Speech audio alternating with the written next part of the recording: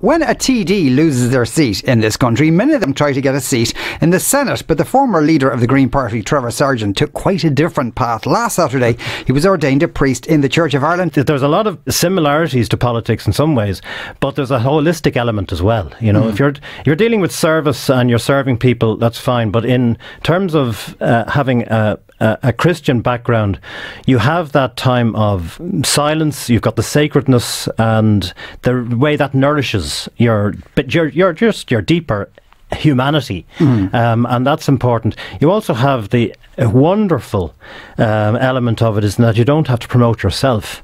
You're promoting Christ, and it's Christ's doing which is helping you to change what has to be done.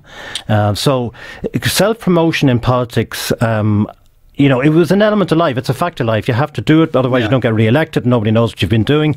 But at the same time, it does wear you down. When you look back now at the political challenges facing your former colleagues, Brexit and homelessness, do you envy them? Do you, perhaps as part of you, wish you were still back there?